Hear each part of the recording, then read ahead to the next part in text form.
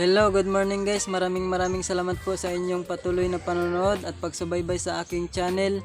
Nandito na naman po ang inyong kaibigan, nagbabalik, Ron TV, the backyard breeder of Palawan and Shamo breeder.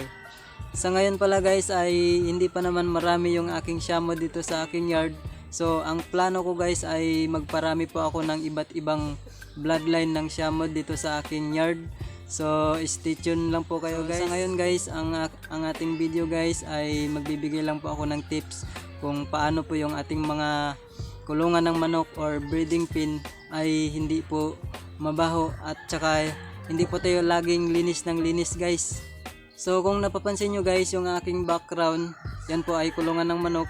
So ayan po, nilagyan ko po yan ng Rizal. So ang gagawin natin dyan ay papalitan natin ng Rizal dahil may nakalagay po na Rizal yan dyan. So, pero bago pala tayo magpatuloy guys, sa mga baguhan po sa aking channel, akin pong inanyayahan na mag-like, mag-subscribe at i-click po yung notification bell para lagi po kayong updated sa aking mga sunod na video. At i-select nyo na rin po yung all bilang tulong na po sa aking munting channel. Maraming salamat po. So proceed na tayo sa ating gagawin guys, sa aking tips na ibibigay po sa inyo. Nawa ay makatulong po sa inyo itong video na ito. So ang una nating gagawin guys ay magkukuha muna tayo ng Rizal. So samahan niyo ako guys, tara. At yun na nga guys, kukuha na po tayo ng Rizal. Dito po sa amin guys, dito sa probinsya ay libre lang po ang Rizal. Yan po yung likod ng gilingan. So napakadami po ng Rizal or ipa po ng palay. Yan po, isang sako lang po yung dinala ko. So sapat na po yan para panglagay natin sa ating breeding pen or kulungan ng manok. Yan po. So ayun na nga guys, tapos na po tayo nagkuha ng Rizal. So mamaya guys, mamaya sasabihin ko sa inyo guys kung bakit lalagyan natin ng Rizal at kung kailan po natin to papalitan, kung gaano katagal, kung ilang buwan or ilang linggo bago natin to palitan yung Rizal na ilalagay natin dito sa ating kulungan. So disclaimer nga pala guys, ito pong tips na aking isi-share sa inyo ay depende na po sa inyo kung gagayahin nyo rin po yung aking pamamaraan. Kung sa palagay nyo po na makakatulong po sa inyo ay nasa sa inyo na po kung gagayahin nyo rin po yung aking pamamaraan guys. So panoorin nyo guys yung video na ito hanggang matapos, wag po kayong mag-skip para alam nyo po kung paano ko po ginawa ito. So tara!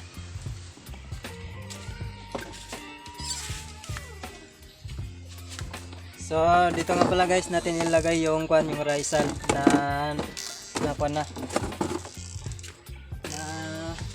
nagamit na. Tatanggalin natin to at papalitan natin ng bago.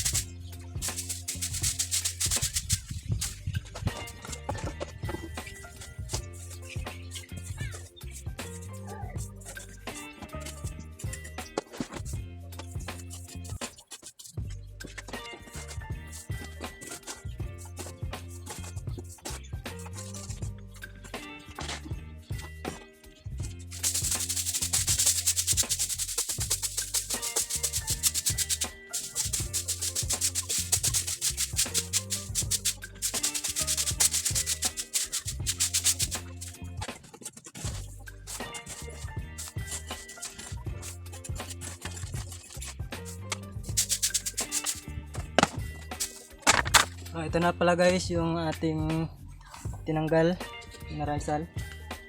So ganyan pala guys yung setup ng aking breeding pen.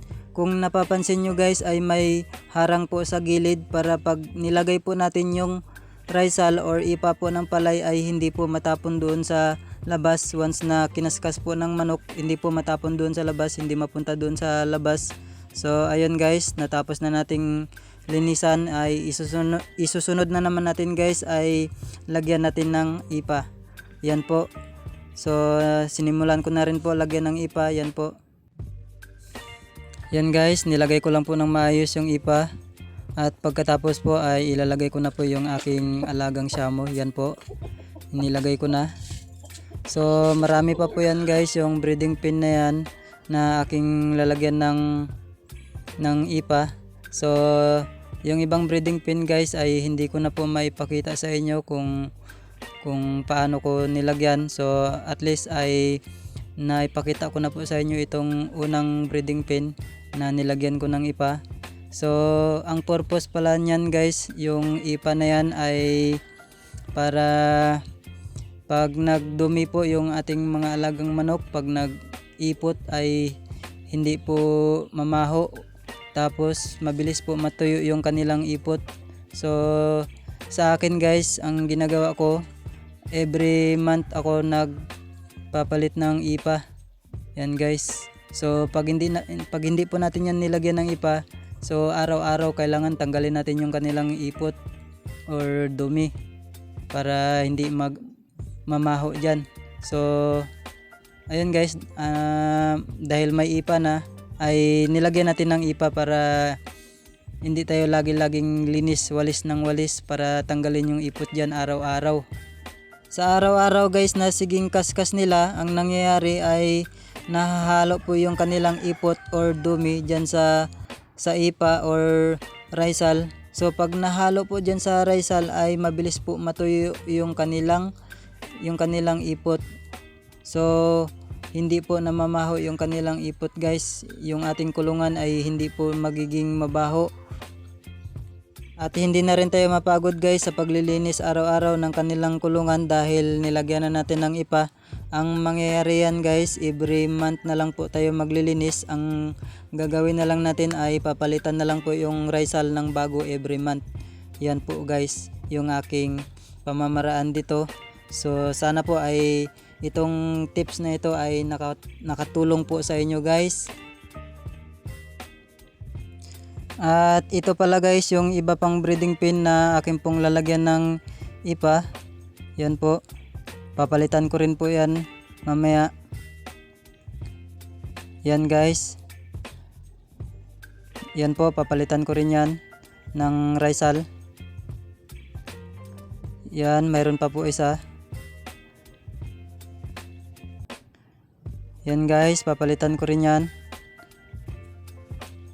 So ayun na nga guys, natapos na po natin nalagyan ng raisal yung unang breeding pin. At yung ibang breeding pin pala guys, pasensya na po, hindi ko na po maipakita sa inyo na nilagyan ko po ng raisal dahil hahaba na po ng gusto itong video na ito kung ipapakita ko pa po sa inyo.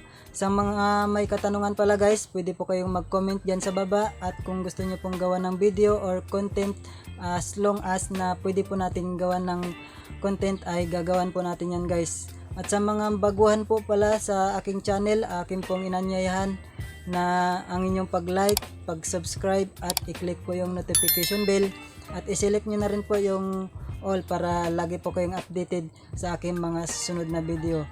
At maraming salamat po, hanggang sa muli.